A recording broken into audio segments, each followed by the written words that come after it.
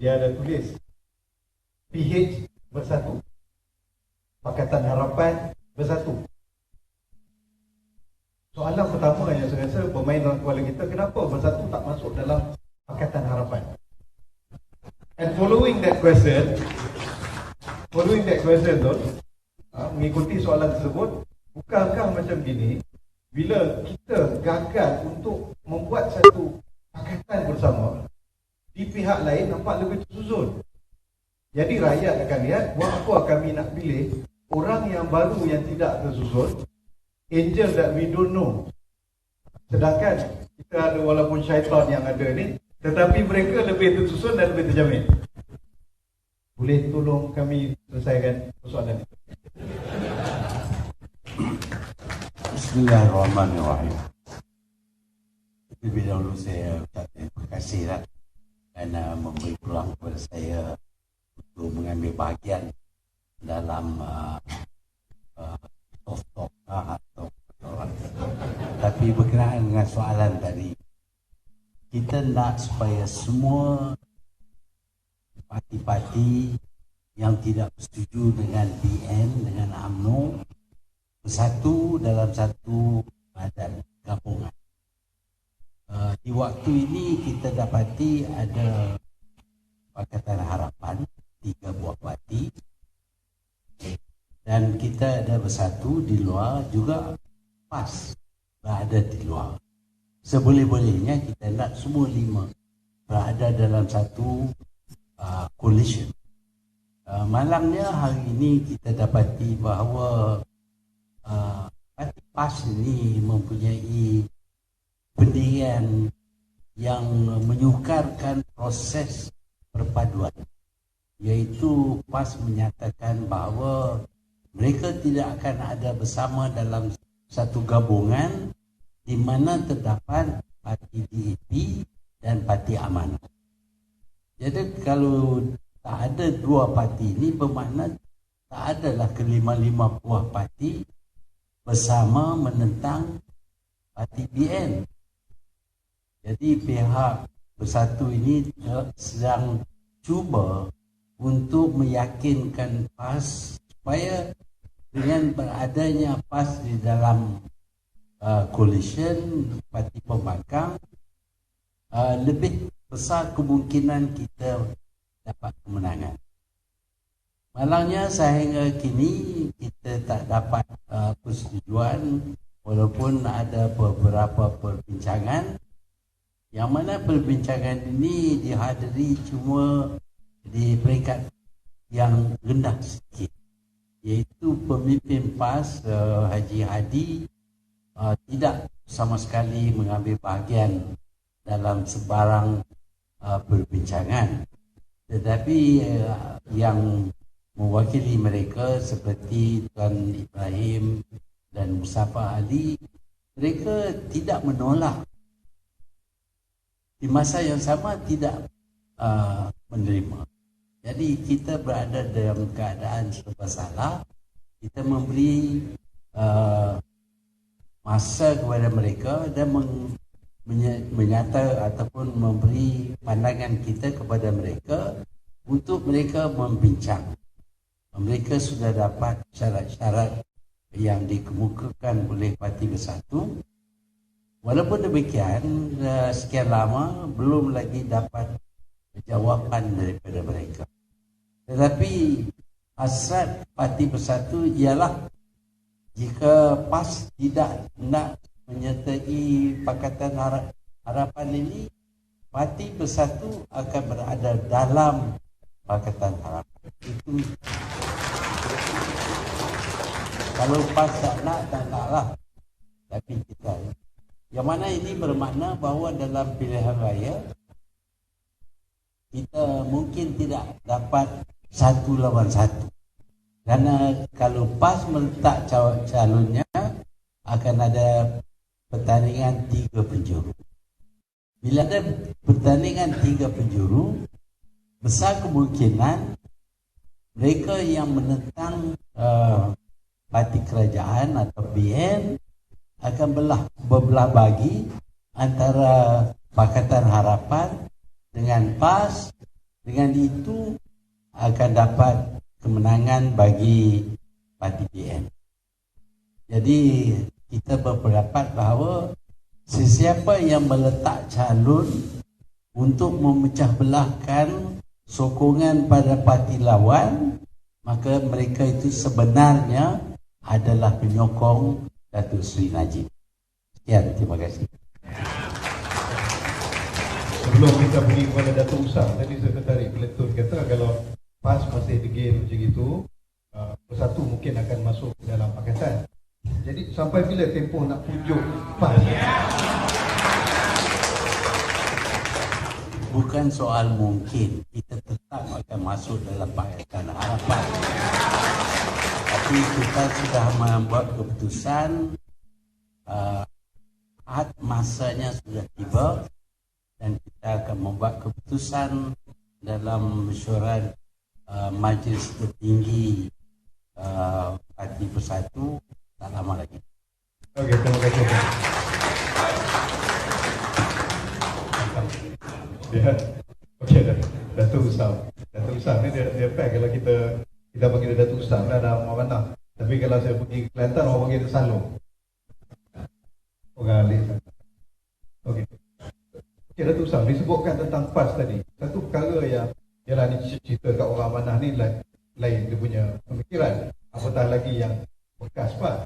Cuma bagi orang yang tak terlibat dengan PAS sebelum ni, tak terlibat dengan amanah, bagi pengundi biasa, mungkin mereka akan terfikir, apakah PAS akan sampai bila-bila dengan amanah? Tak ada titik temu langsung ke?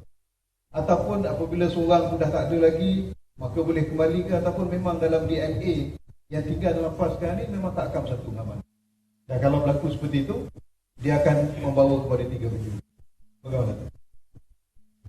Assalamualaikum warahmatullahi wabarakatuh dan selamat malam. Bismillah, alhamdulillah, wassalatu wassalamu ala rasulillah. Yang berbahagia Dr. Moderator, yang dihormati kedua-dua Tun, Pak Samad dan semua hadirin hadirat.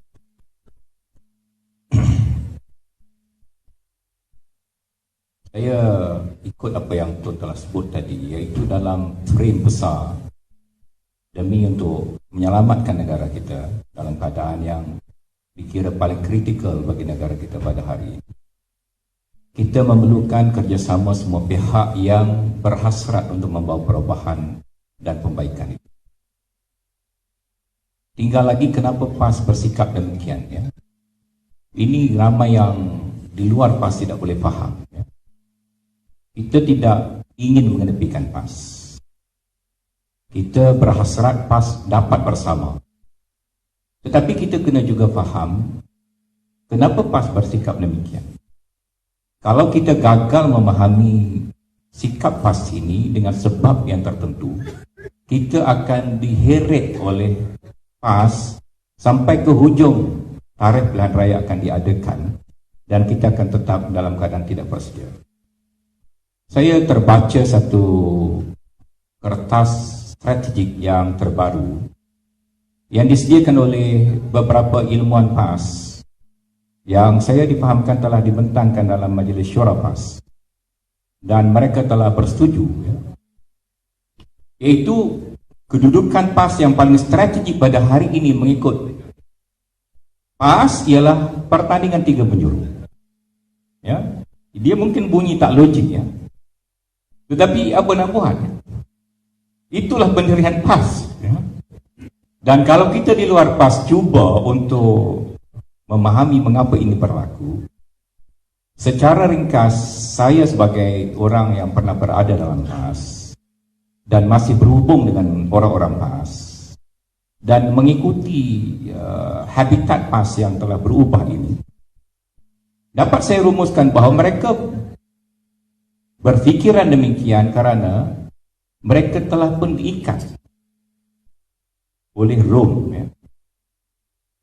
Oleh Rom ni, kita dalam sejarah Islam selalu tentera Islam berdepan dengan Rom. Tetapi dalam perjalanan mungkin Rom hantar kuda-kuda dia untuk diberikan kepada tentera Islam. Ada setengah orang hanya berpuas hati dengan mendapatkan kuda-kuda Rom, ya. Kereta-kereta pemimpin PAS sekarang besar-besar, ya. Saya tak tahu daripada mana wang mereka dapat. Tetapi dia sejalan. Di antara kemewahan pemimpin PAS yang telah menjadi satu gaya hidup sekarang dengan pendirian PAS, iaitu mereka merasakan bahawa mereka kena berkhidmat bagi Barisan Nasional dalam bentuk 3 penjuru, di mana hipotesis mereka salah satu ialah kerana kita menghadapi ancaman dominasi DAP. Dan pembangkang akan menang 117 kerusi, 127 kerusi.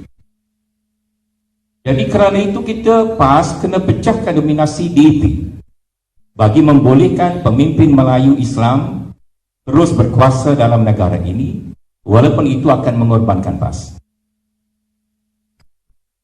Saya kira ini menjadi tonggak pemikiran pemimpin-pemimpin utama PAS pada hari ini, dan tidak dinafikan ada 2 faksi dalam PAS. Bila PAS nak berunding dengan rakan-rakan pembangkang untuk melengahkan mereka, mereka akan hantar Datuk Tuan Ibrahim dan Datuk Mustafa sebagai diplomat untuk bermanis-manis muka, membuang masa pembangkang. Tetapi yang memegang keputusan pokok ataupun utama adalah kumpulan pemimpin yang lain. Kalau kita gagal memahami kedudukan ini, kita akan diheret sehingga kita gagal menyediakan saf kita yang kuat. Dalam menghadapi keadaan ini dan mencapai objektif kita, semua opposition dan semua NGO, semua gerakan bersama, ada berbagai-bagai cara. Saya melalui Amanah Kelantan memilih cara menggunakan strategi PAS ke atas PAS, iaitu 3 penjuru tadi pada waktu ini adalah untuk PAS di negeri Kelantan. Kalau PAS nak kacau peluang barisan pembangkang di luar Kelantan, mereka kena ingat strategi yang sama boleh dikenakan kepada PAS di Kelantan. Dan dengan strategi 3 penjuru, bukan sahaja PAS akan hilang kerajaan yang satu-satunya PAS ada pada hari ini, tetapi insya-Allah parti yang dapat menjadi alternatif kepada Barisan Nasional dan PAS di Kelantan adalah Bersatu dan juga Amanah dan Pakatan Harapan.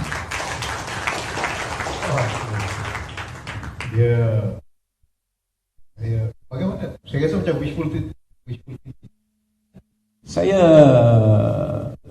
Saya driven by facts.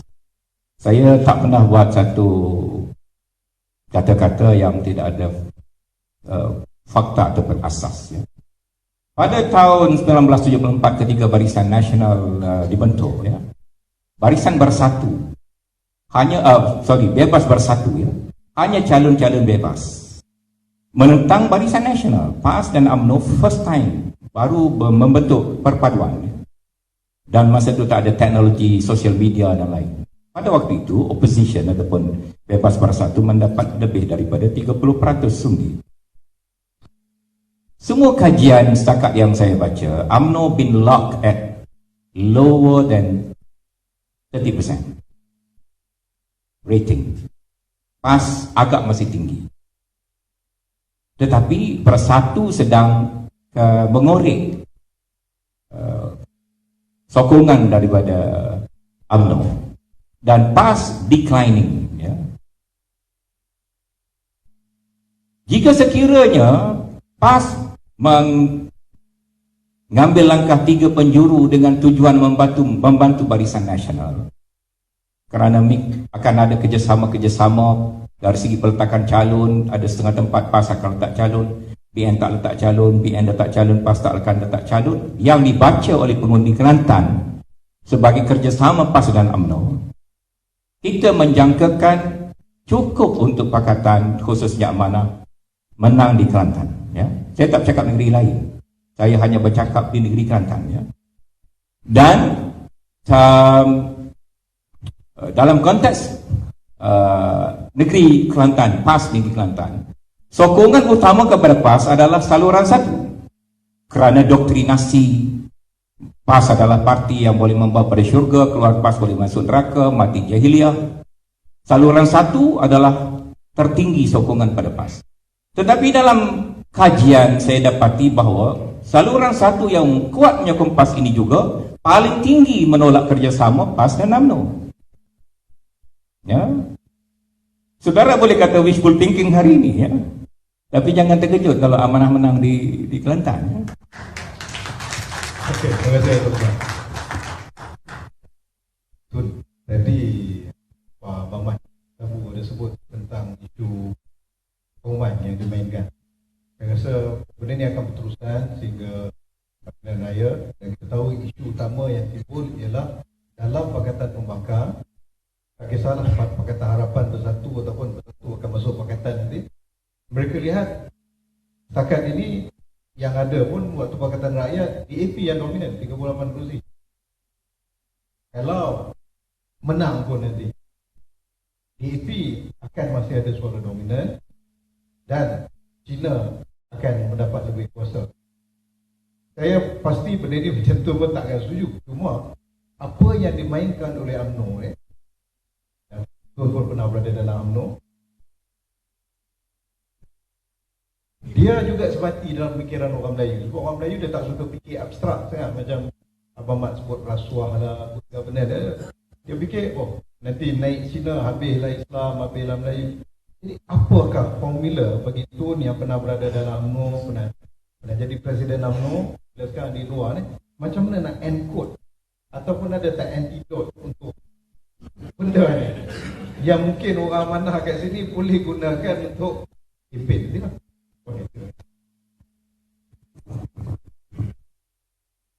Ya, kita terpaksa mengaku bahawa negara kita ini adalah negara berbilang kaum. Dia tidak selalunya berbilang kaum. Di zaman Kesultanan Melayu, hanya rakyat raja saja yang berhak. Orang asing yang datang ke Malaysia tidak dianggap sebagai rakyat. Tetapi kita pula tidak menolak orang asing apabila pihak British menekan supaya kita terima orang asing sebagai rakyat atau citizen negara kita ini. Namun demikian, tidak seperti di negara-negara lain yang mana asimilasi berlaku, iaitu pendatang asing diserap, dijadikan rakyat negara dengan menggunakan satu bahasa, satu budaya, mungkin agama berlainan.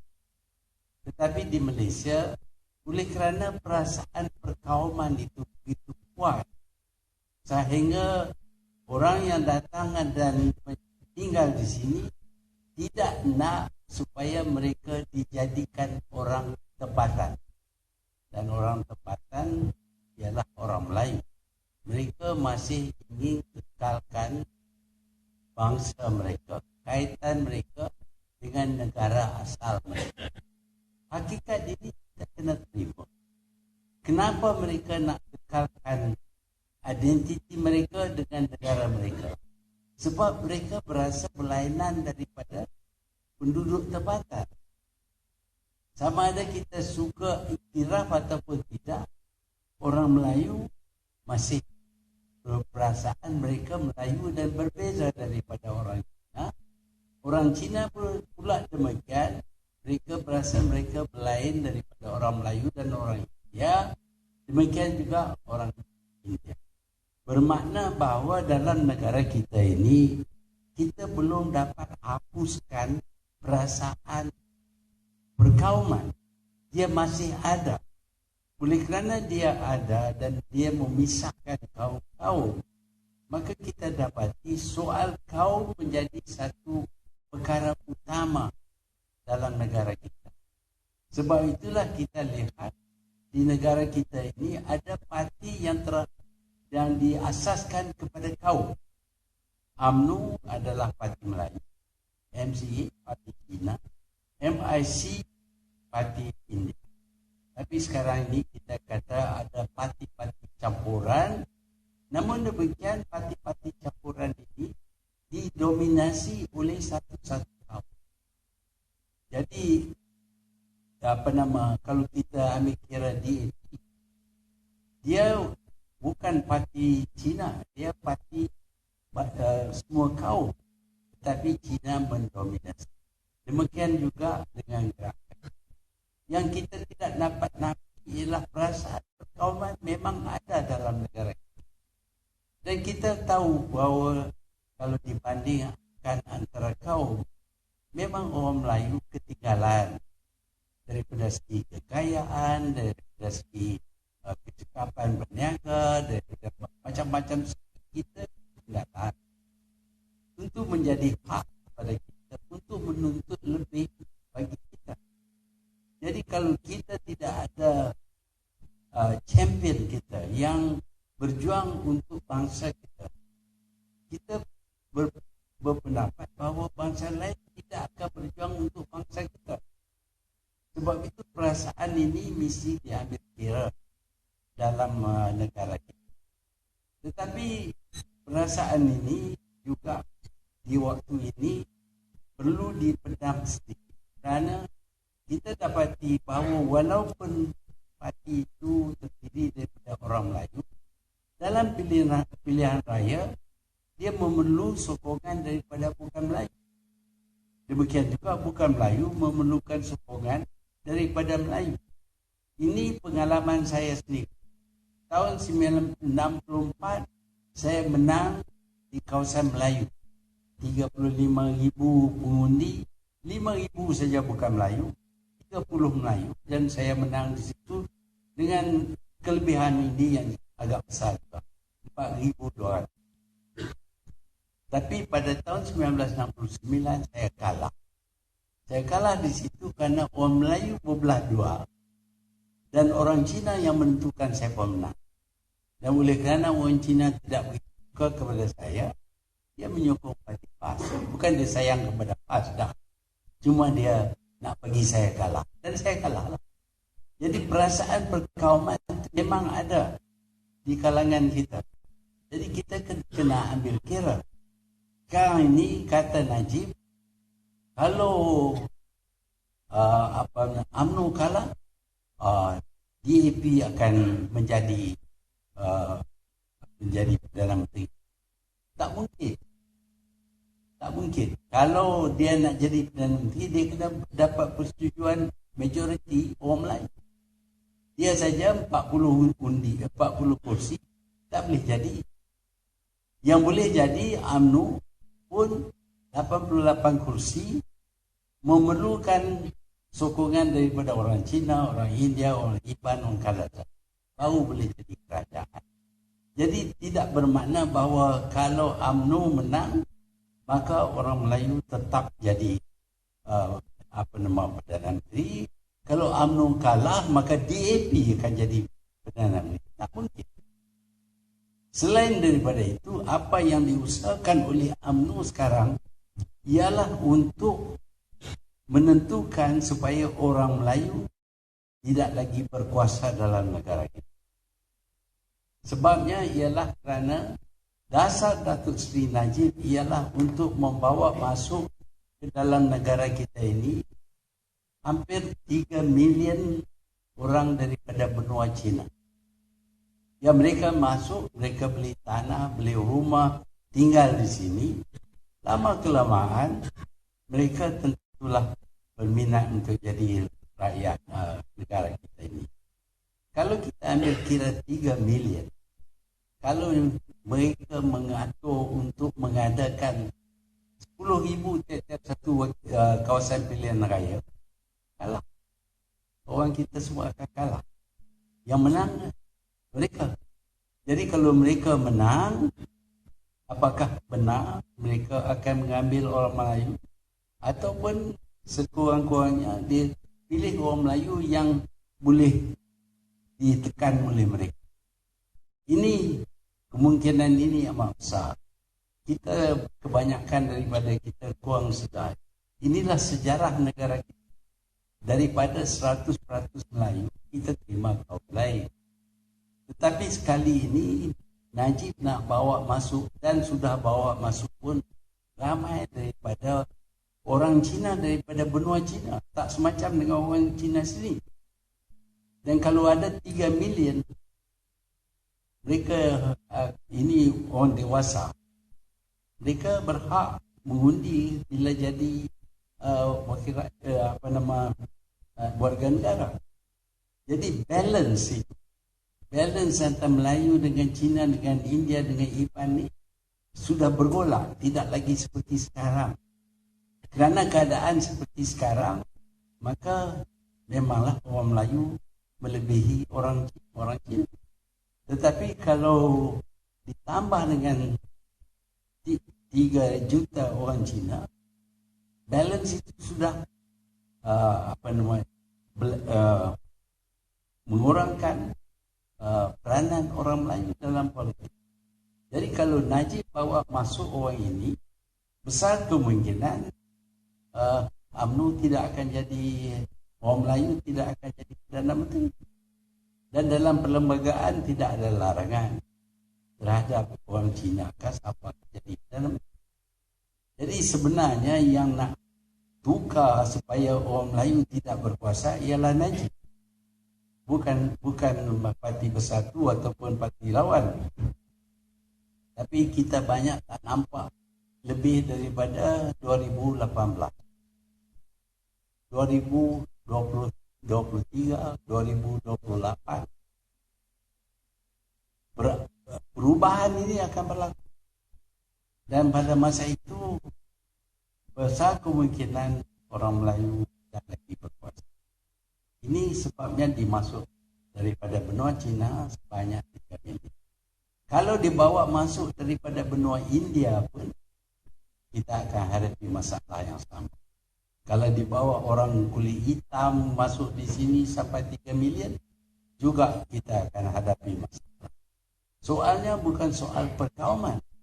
Saya bukan anti-Chinese. Tetapi pelaburan asing dalam negara ini terhad kepada mendiri kilang untuk memberi peluang pekerjaan kepada rakyat Malaysia.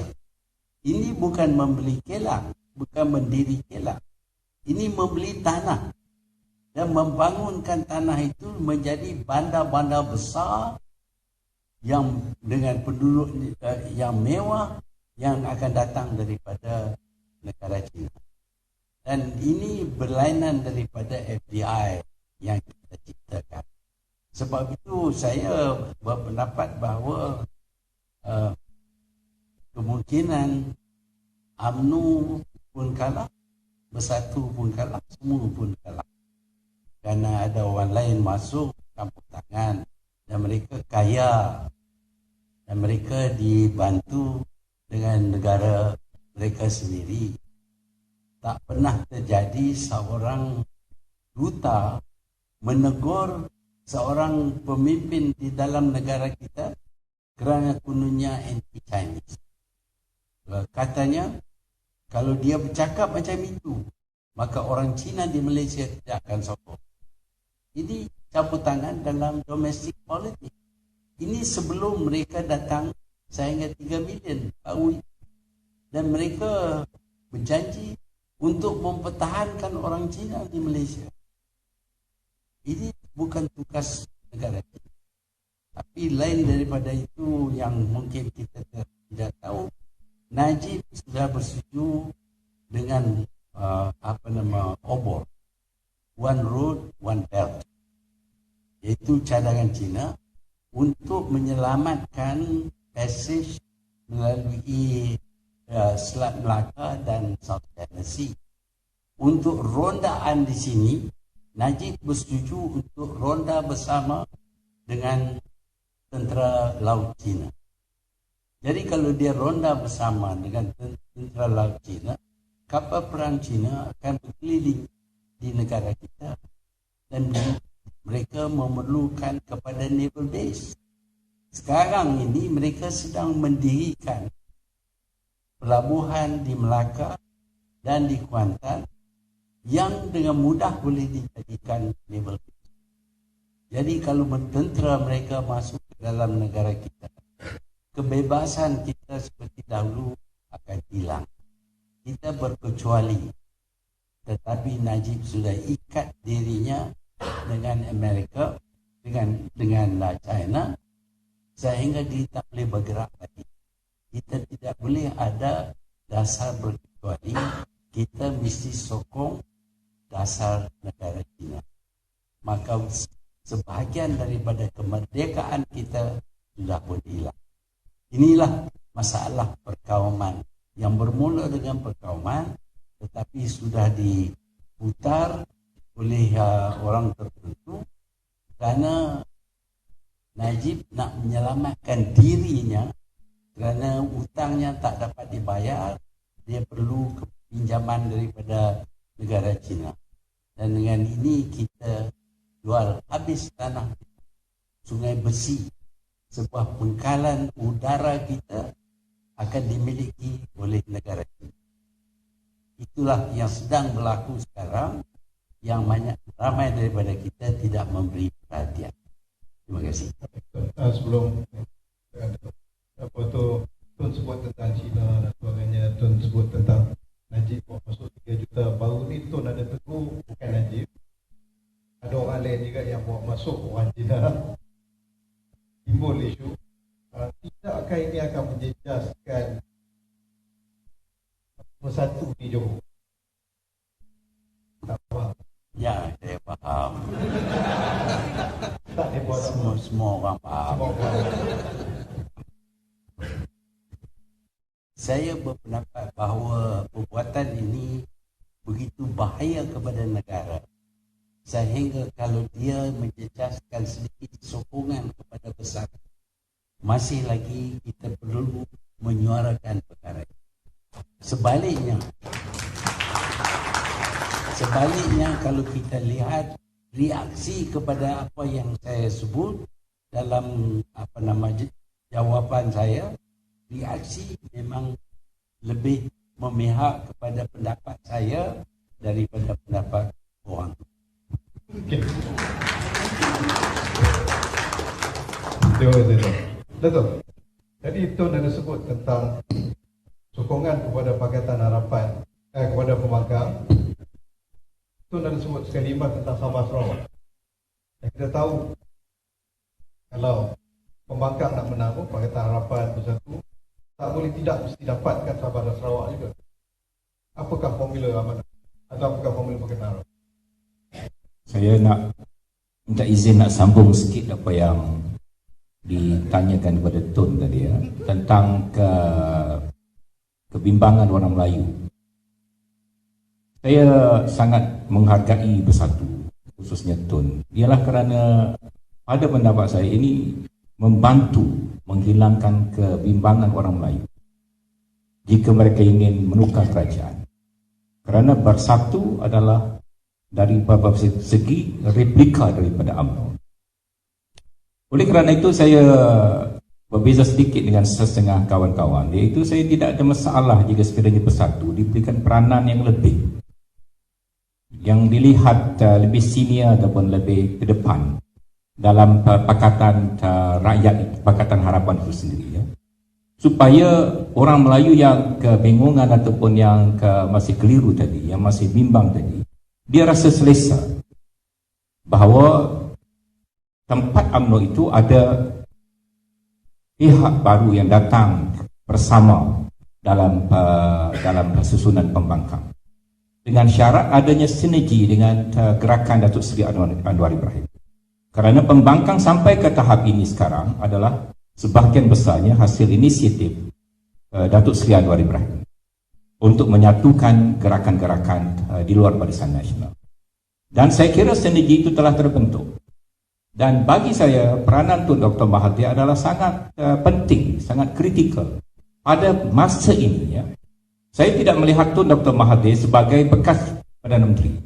Saya melihat beliau adalah reborn untuk menyelamatkan negara kita. Jadi saya tidak ada ragu-ragu untuk meletakkan bersatu mesti lebih berperanan dalam gerakan ini jika kita ingin percaya. Adapun tentang Sabah dan Sarawak, sebenarnya kerusi Semenanjung 105 kursi di mana calon Melayu menentang calon Melayu Barisan Nasional ataupun UMNO. Sudah cukup untuk merubah landscape negara kita. Ya, sudah cukup untuk kita merubah landscape negara kita. Dan apa yang disebut oleh Tun Dr. Mahathir, ancaman daripada Republik Rakyat China adalah satu perkara yang real, yang telah pun berlaku di Tibet sebelum ini, yang telah mengancam ekonomi Sri Lanka pada hari ini dan juga dalam kes-kes yang lain. Dan ini adalah satu perubahan landscape yang sangat menakutkan. Dan jika sekiranya kita berjaya menyusun isu ini dengan baik dan diberi faham pada orang Melayu seluruhnya, saya kira orang PAS juga boleh menukar fikiran mereka, ya. Kerana hujah PAS selama ini adalah mereka menjadi penasihat kerajaan ataupun menjadi apa yang panggil kingmaker sebelum mereka jadi king lagi, ya. Jadi ialah kerana nak menyekat kecinaan menguasai Malaysia. Tetapi sekarang rakyat Malaysia, orang Cina ini, mereka ada tanggungjawab kenegaraan menyelamatkan negara kita daripada pemimpin yang korup. Mereka masih memilih di antara dua sahaja, iaitu pemimpin Melayu yang korup mereka tak nak, mereka nak kepimpinan Melayu yang bersih. Itu masih dalam limit tanggungjawab kenegaraan mereka. Tetapi bila pihak-pihak luar negara mengatur untuk satu jangka panjang ke penguasaan politik negara kita, itu adalah satu ancaman yang dihadapi oleh semua rakyat, dan seharusnya PAS memikirkan isu ini secara teliti, secara cermat. Dan jika sekiranya kita berjaya menyampaikan mesej ini dalam tempoh yang ada, kita masih berpeluang, bahkan peluang kita meningkat pada hari ini. Okay. Habis. Tapi kalau saudara Musi nak suruh sambung lagi tak apa. Saya suka singkat, takut melanggar masa. Ada soalan ni? Ada soalan lagi? Ya. Kan habis. Okey. Ya, sekian. Okay. So apa ni, Datuk Ustaz tadi disebutkan, saya rasa masalah amanah ni, dia tak boleh lari daripada PAS. Dan dia punya market, dia lebih nampak nak ambil market PAS tu kecil, okey. Nak ambil market PAS lagi kecil. Macam Bersatu sekurang-kurangnya mereka nak ambil market UMNO yang besar.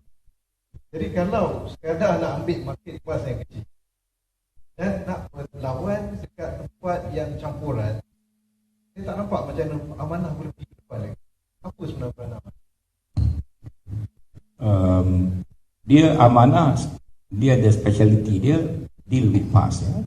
Orang lain tak boleh ada authority nak deal dengan PAS lebih daripada amanah, ya.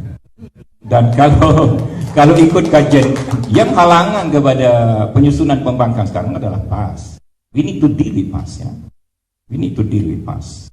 Dan dalam kajian Invoke disebut bahawa kalau amanah dapat ambil penyokong PAS 5%, Bersatu dapat ambil penyokong UMNO 5%, PKR dan Pakatan Harapan dapat ambil penyokong Orang Tak Sepakat 5%, itu sudah boleh berjaya, ya.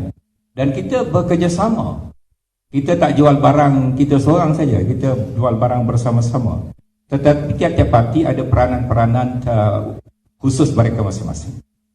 Dalam kes mix seat di Pantai Barat khususnya, saya lihat Sungai Besar dan Kuala Kangsar adalah indikator yang menunjukkan bahawa pengundi bukan Melayu yang selama ini mengundi pakatan telah beralih kepada amanah, ya. Dengan itu 9 daripada 12 kursi yang dimiliki oleh PAS sekarang ini di Selangor, kursi DUN, jika sekiranya ditandingi 3 penjuru sekalipun, saya berpendapat amanah akan memenangi 9 daripada 12 kursi tersebut, ya, dengan trend yang ada pada Sungai Besar dan Kuala Kangsar. Jadi pada saya, orang bukan Melayu, mereka memilih parti yang boleh dipercayai, ya, trusted, reliable. PAS telah ditolak kerana PAS telah dianggap sebagai berpaling ke belakang, telah melanggar mandat yang telah diberikan oleh pengundi-pengundi ini, dan tempat PAS tadi diambil oleh amanah di negeri-negeri pantai barat. Jadi saudara bimbang takut kursi mix yang bakal ditandingi oleh amanah itu terjejas. Saya kira sokongan pada amanah, sokongan pada PAS sebelum ini yang telah berjaya menawan kursi-kursi seperti Cempaka, Selat Kelang, ya, dengan peratusan pengundi bukan Melayu melebihi 20%, kursi-kursi ini insya-Allah akan dapat diperolehi oleh amanah. Jadi saya tak nampak kebimbangan saudara itu terlalu membimbangkan. Jikalau matematik saya tidak silap, Ya. jadi disebutkan berdasarkan trend di Sungai Besar dan Kuala Kangsar, maka amanah boleh lagi menang di 9 kursi parlimen. 9 kursi DUN di Selangor. Tiga penjuru, ya. Tiga penjuru. Ya.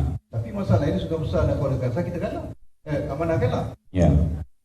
Di dalam kes di Sungai Besar dan Kuala Kangsar, kita tidak mempunyai peratusan pengundi itu tidak mencukupi untuk membolehkan amanah menang, ya.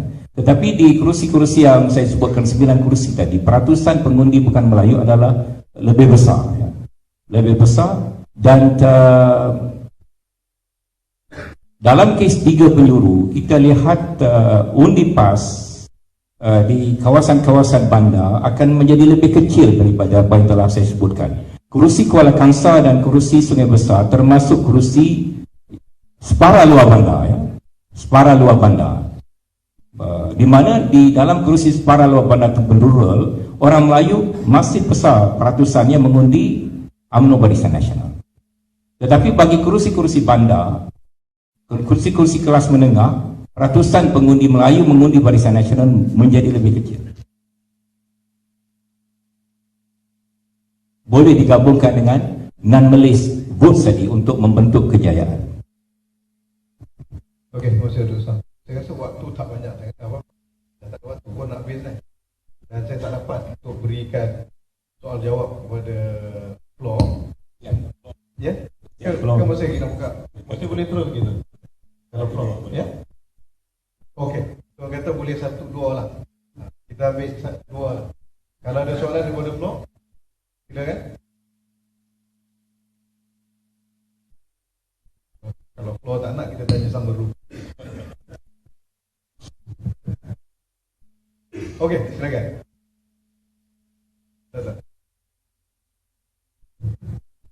Assalamualaikum warahmatullahi wabarakatuh. Saya melihat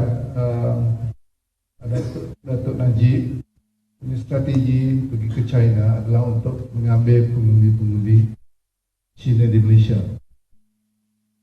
Mungkinkah dengan walwalkan bahawa Cina daripada pengundi Cina datang ke Malaysia, maka pengundi Cina akan berubah angin kembali kepada Barisan Nasional. Soalan tu kepada Tuan. kepada Tuan. Baru-baru ini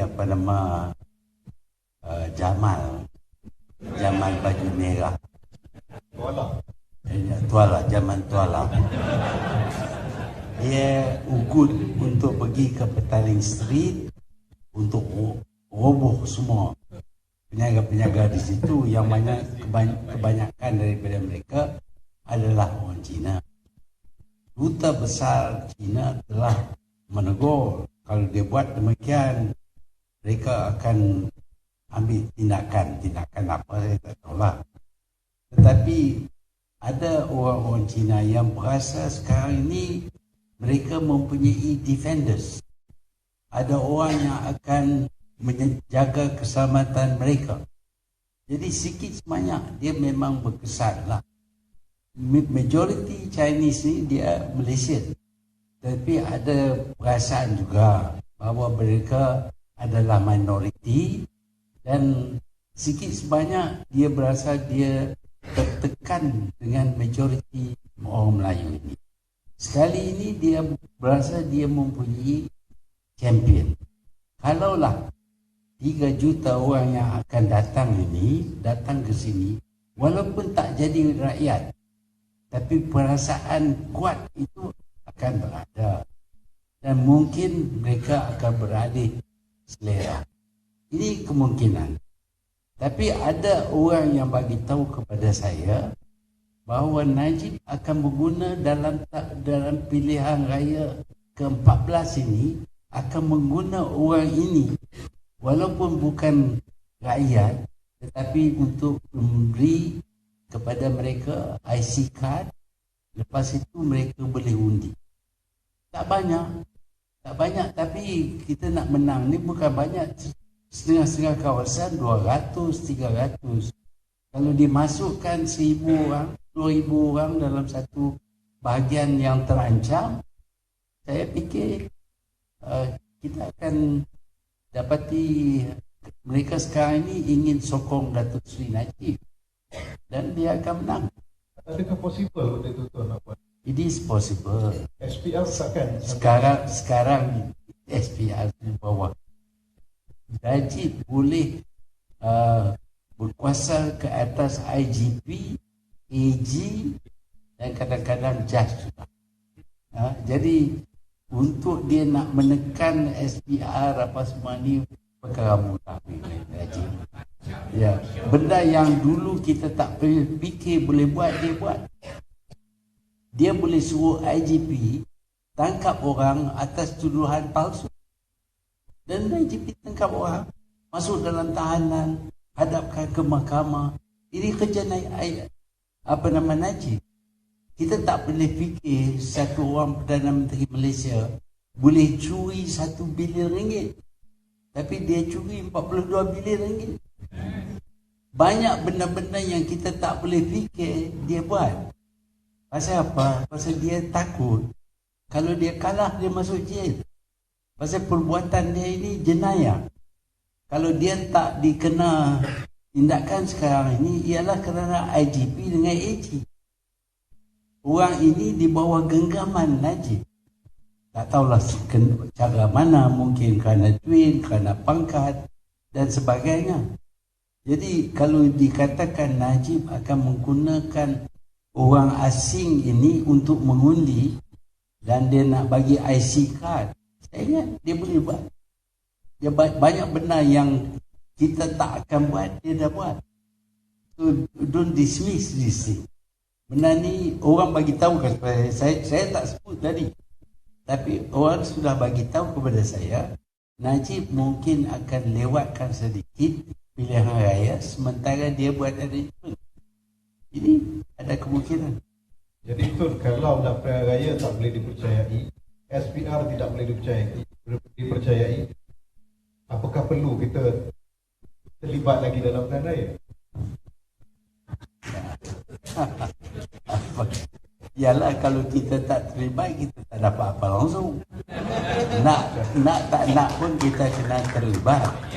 Tapi kalau betul-betul orang Melayu sedar akan masalah yang akan dihadapi oleh mereka di masa hadapan dan memberi sokongan yang begitu besar, saya ingat sukar bagi Najib untuk membuat sesuatu.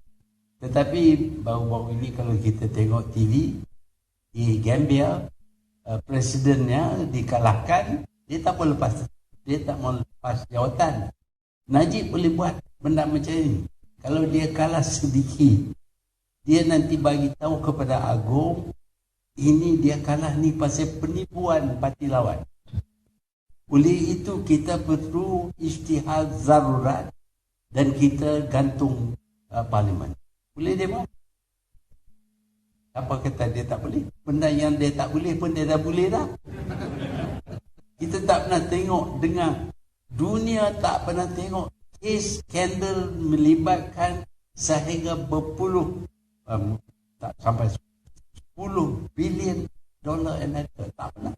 Ini kenyataan yang dibuat oleh di Department of Justice di Amerika. Kita tak pernah dengar benda ni berlaku kepada negara lain, tapi berlaku kepada negara kita boleh dikenakan kepada Perdana Menteri. So don't dismiss things. Maka kalau nak menang, kena menang besar. Ya, Dia orang tak nak menang soal. Okey. Ada soalan seterusnya?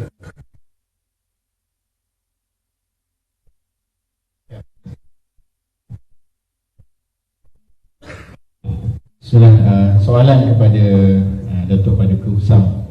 Sekarang ni trend dunia menunjukkan bahawa strategi perkawaman adalah strategi yang paling ampuh. Di Brexit di UK, gunakan strategi perkawaman dan agama disebabkan ramai pengundi muda yang tak turun mengundi, maka Brexit menang. Di US, negara maju tu, UK dan US, Trump juga gunakan strategi perkawaman dan menang di US. Dan puncanya dua-dua kerana orang muda tak keluar mengundi. Jadi sekarang key wordnya adalah pengundi muda ataupun first time voters. Jadi apakah strategi amanah untuk melawan strategi yang digunakan oleh negara maju seperti UK dan US? Dan strategi ini kena masuk ke kawasan pengundi muda dan dapat meyakinkan mereka kenapa kena memilih Pakatan Harapan dan Bersatu. Terima kasih. Semangat nasionalistik ya di Amerika, di Britain, di negara-negara lain juga ternyata berkesan dalam kempen pilihan raya mereka. Tapi saya melihat di Malaysia trend utama sejak dulu pada waktu PAS masih sebuah parti nasionalis nasionalis Islam ya, ialah orang Malaysia tend kepada moderation ya. Mereka nak kepada stability ya. Mereka nak komposisi yang boleh menjamin stability negara. Saya kira trend ini masih trend utama ya. Tapi kalau saudara nak ada sense of nationalistic tadi, isu ancaman penguasaan negara China kepada politik Malaysia adalah isu yang berbaur ke arah itu ya. Dari sudut orang Melayu, ia ancaman pada orang Melayu. Dari sudut negara, ia adalah ancaman kepada nasionalisme ataupun patriotik negara bagi rakyat Malaysia. Saya kira ramuan itu ada di situ ya. Tinggal lagi setengah anak muda dia rasa give up. Dan give up ini bermula apabila PAS telah berpaling tada. Ya. Pada waktu itu kita solid, tetapi bila PAS telah berpaling tada, anak-anak muda merasakan harapan itu pudar. Bagaimana memulihkan kepudaran harapan itu ya? Saya kira dengan momentum yang akan berlaku dalam bulan-bulan yang akan datang, anak muda akan kembali kepada mainstream bersama dengan parti-parti dalam Pakatan Harapan, dan khususnya masalah-masalah utama yang dihadapi oleh rakyat Malaysia sekarang ini adalah dihadapi oleh orang muda. Dari segi kos hidup untuk membeli rumah selepas berkahwin, pendapatan yang tidak mencukupi, dan peluang kerja yang sempurna yang tidak sesuai untuk mereka, dan sebahagian mereka sama ada penganggur separa pengangguran ataupun separa penganggur, dan isu-isu PTPTN dan lain-lain yang insya-Allah boleh dikembalikan, termasuk second generation Felda yang menghadapi berbagai-bagai isu ya. Dan Pakatan khususnya amanah sedang merangka satu plan bersama, dan mungkin kita ada simposium Felda yang mungkin Tun akan lancarkan apakah inisiatif-inisiatif dan insentif-insentif jika sekiranya Pakatan dan Bersatu dapat mentadbir Malaysia. Tetapi pokoknya saya kira dalam kes Trump ialah kerana dia bercakap dalam bahasa menang ya. Dia bercakap dengan praises, winning praises ya, minda kemenangan ya. Jadi dia bercakap bila dia menjadi presiden dia akan laksanakan ini dan ini ya. Saya tertarik bila Tun kata bila kita mentadbir, kita berjaya menguasai Putrajaya, GST akan dihapuskan ya. Bahasa itu yang ditunggu oleh anak-anak muda, dan bahasa itu hanya boleh diucapkan apabila kita mempunyai susunan parti-parti yang kokoh dalam Pakatan dan Bersatu. Dan kerana itu saya kira arkitek-arkitek Pakatan kena merumuskan satu logo, satu manifesto, satu platform, bahkan mesti ada pengurusi bagi Pakatan ya. Saya berpendapat ya, yang mungkin saya telanjur ya, mungkin tidak dipersetujui oleh rakan-rakan yang lain. Tapi saya suka meneroka, iaitu Siapakah pengerusi yang boleh diterima, yang mempunyai pengalaman untuk mengemudikan laluan yang sangat sensitif dan kritikal ini, ya? Malaysia dah diambang ke kemerosotan ekonomi yang boleh menjerumuskan negara kita kepada satu kedudukan bahaya. Siapa yang boleh memimpin semula negara kita? Saya masih berpendapat pengerusi itu adalah seorang yang senior, yang berpengalaman, yang kita tidak perlu meletakkan sentimen parti dan prejudis terlalu tinggi dalam menentukan. Asal kita berjaya, pada pendapat saya. Kalau kita boleh menghantarkan signal-signal keyakinan ini, pengundi muda welcome to us. Terima kasih. Datuk Sam. Atau mungkin dah malam ke, ataupun orang mana KL ni semua jadi tawaduk tu. Dia ingat saya tak berhenti lagi. Okey. Tadi disebutkan apa ni, pakatan kena menyediakan satu logo, satu kerajaan, satu gagasan dan lain-lain. Soalan yang timbul mungkin dalam kepala orang, mesti kena ada satu PM. Kan? Siapakah PM bayangan yang ingin ditawarkan oleh pakatan? Saya tak tahu, ya, saya tidak dalam lembaga ataupun kaunsil tertinggi pakatan, ya, tetapi saya beri pendapat peribadi saya. Itu kita tak perlu rigid dalam menamakan Perdana Menteri. Ya, kita tak perlu rigid, ya. Asal syarat dia salah satunya dipersetujui oleh Datuk Seri Anwar Ibrahim, pada pendapat saya. Siapa pun boleh, ya. Tetapi bila saya berjumpa dengan Amanah Putrajaya, kerana saya pernah bertanding di Putrajaya, dan mereka macam nak saya bertanding lagi di Putrajaya atas tiket amanah. Dan masa saya bertanding di Putrajaya dulu, Tun datang kempen Barisan Nasional. Kalau tidak saya dah menang, ya, ahli parlimen Putrajaya. Dan Tun Daim pun datang, ya. Bila saya jumpa dengan Amanah Putrajaya, saya katakan Putrajaya ni ialah kerusi Tun Dr. Mahathir. Ya. Dia dah promo untuk bertanding, yes. Tapi kita kena ada satu lambang, ada satu simbol, ada satu ikon, ya. Jadi kalau Tun diizinkan oleh kita semua bertanding di Putrajaya sebagai satu lambang untuk menggoncang ke kota Putrajaya, I think the rest can be settled, ya. Jadi saya tak ada masalah siapa pun Perdana Menteri, asal bukan Najib dan bukan UMNO Barisan Nasional. Kalau kita fikir terlalu banyak sangat tentang siapa nak jadi Perdana Menteri, orang tu jadi Perdana Menteri, kita tak ada peluang, kita akan kehilangan peluang untuk membaiki, memulihkan negara kita, menyelamatkan negara kita. Jangan letak pada self-centric dalam menyelamatkan Malaysia pada saat ini. Kita meletakkan negara yang lebih utama. Dan kalau kita hilang peluang ini, kalau apa yang Tun kata itu betul dan akan berlaku forever, kita akan menyesal. Sekian. Buka komen sikit tu.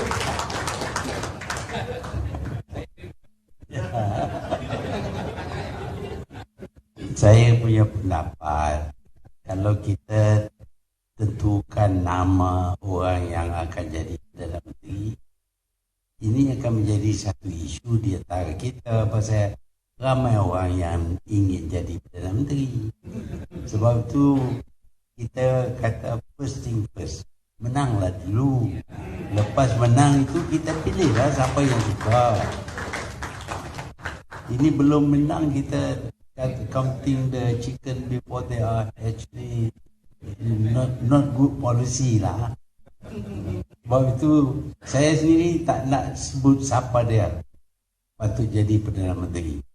Lepas kita menang, masa itu kita nak pilih-pilih lah. Okey, terima kasih. Saya rasa buat air makin panas pula dah nak habis. Boleh? Okey, silakan. Satu soalan. Saya bercakap wakil Amanah Putrajaya. Jadi boleh tak kita conclude daripada statement Tun dan Datuk Usam tadi, Putrajaya itu kita kena menang, dan winnable candidate dari dua saja, either Tun or Datuk Usam. Either one of you must stand in Putrajaya. Silakan ada. Tak, Rizal. Okey. Okey. Kalau nak menang di Putrajaya, dia kita kena buat kerja. Pasal Tengku Adnan ni salah satu cara dia bawa pengundi tegak UMNO dari Sebuti, tempat-tempat yang UMNO kalah ni untuk mengundi di Putrajaya. Ya, saya bukan kalah dengan pegawai tak, tapi kerajaan ya, saya kalah dengan hardcore